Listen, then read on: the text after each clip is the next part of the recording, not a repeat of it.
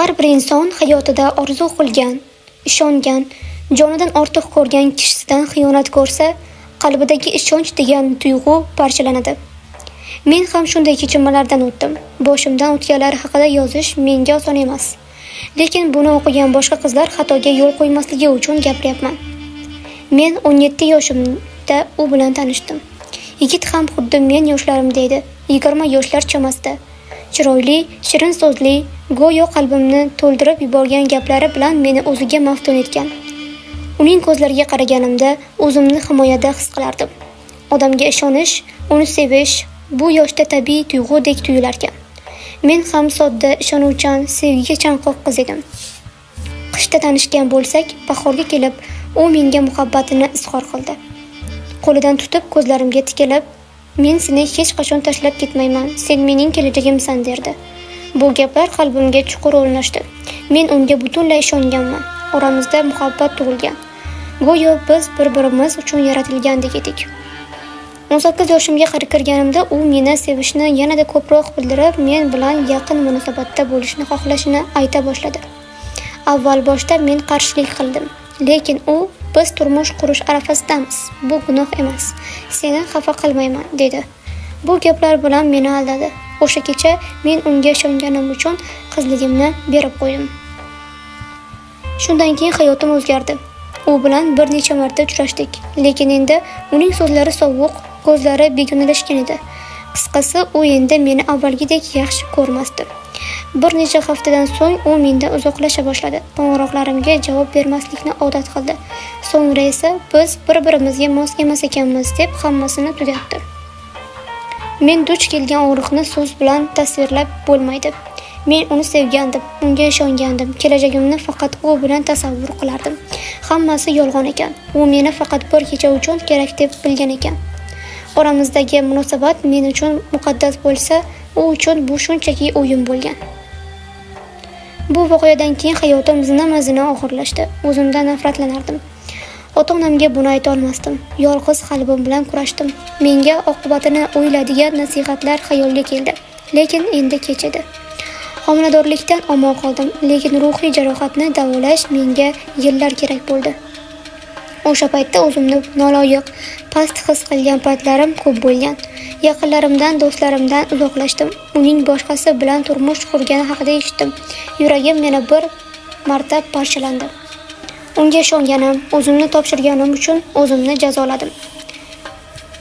Yillar o'tdi. Men o'qishimni davom ettirdim. Bir kasb egalladim. Qalbimdagi yaralar asta-sekin shifo topdi. Bir narsani angladim, hayot sinash, lekin u saboq berish uchun sinaydi. Men xatolarim orqali o'sdim, aql kiritdim. Boshqalarga hech qachon o'zingni oson berma. Ishonchni arzimagan so'zlarga emas, aniq harakatlarga ko'r degim keladi. Hozir men kuchli ayolman. Men o'zimni kechirdim, lekin bu hikoyam boshqalarga saboq bo'lsin. Qiz bola o'zini asrashi kerak. Sevgi ko'zni ko'r qilishi mumkin, lekin aqlni yo'qotmaslik kerak. Chunki sevgidan keyin hayot davom etadi va sen o'sha hayotda yashashing, yuzingni ko'tarib yurishing kerak bo'ladi. Yolg'izlik menga og'riq va bir vaqtning o'zida sabr o'rgatdi. Har kuni kechalari uyqusiz o'tardi. O'sha kecha o'sha yigit o'zimga bo'lgan nafrat va savollar bilan yashashni o'rganishim kerak edi. Hech kimga aytolmagan, ichimda o'tgan og'riqlar bilan yashash bu mening endigina hayotimga aylandi. Qalbimda dog' borligini, o'tmishimda bitmas jarohat borligini faqat men bilardim. O'qishni tashlamadim. O'zimni butunlay darslarga, kitoblarga berdim. Ko'p qizlar muhabbatdan keyin o'zini yo'qotib qo'yadi. Men esa o'zimni qaytadan tiklashga harakat qildim. Bir vaqtlar ko'zimda yosh bilan yurganman. Endi u yoshni g'urur bilan aralashtirdim. Men yiqildim, lekin sinib qolmadim degan fikr meni tirik tutib turdi. Oradan 2 yil o'tdi. Oliygohni tamomlaganimda hayotimda yana bir yigit paydo bo'ldi. U meni shunchaki qiz deb emas, inson sifatida qadrlardi. Ilk uchrashuvlarimizda men undan qo'rqardim, chunki qalbimda u ham aldaydi, u ham ketadi degan xavotir bor edi. Lekin u meni hech qachon shoshiltirmadi. Tiniq, samimiy, murosali yigit edi. Bir kuni unga "Men o'tmishim bilan yuraman. U mendan ketmaydi. Siz bunday ayol bilan baxtli bo'lolmasingiz kerak" dedim. U nima dedi? Bilasizmi? Biz barchamizda o'tmish bor. Men sening kim bo'lganingni emas, kimga aylanganingni qadrlayman. Seni bu darajaga olib kelgan har bir og'riqni hurmat qilaman.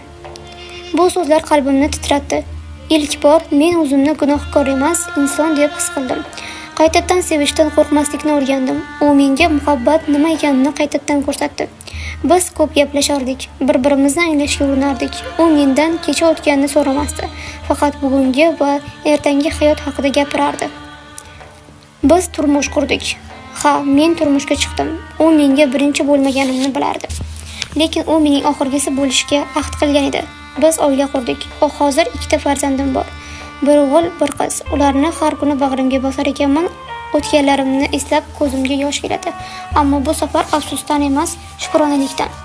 Hayot meni sinadi. To'lqinlar urib, so'ngra ortiqcha tuyg'ularimni yuvib ketdi. U mendan ishonchimni oldi, lekin sabrimni berdi. Men o'zimni qaytadan ko'ra oldim. Men o'tmishdan uyalishni emas, undan o'rganishni tanladim va eng muhimi men o'zimni kechirdim. Qizlarga shuni aytmoqchiman, sevgi ko'zni to'ng'illaydi, lekin aqlingizni hech qachon yo'qotmang. Bir lahzadagi muhabbat uchun hayotingizni qurbon qilmang. Agar seni chindan yaxshi ko'rsa, u senga tegmaydi. Sevgisi bilan, hurmati bilan seni asraydi. Va agar sen urushsang, yengilsang, bilib qo'y, bu tugash emas, boshlanish. Agar men qayta to'g'ri yo'lga kirgan bo'lsam, sen ham qilasan. Men kechagimdan nafratlanmayman. Chunki aynan shu kecha meni bugungi kuchli ayolga aylantirdi.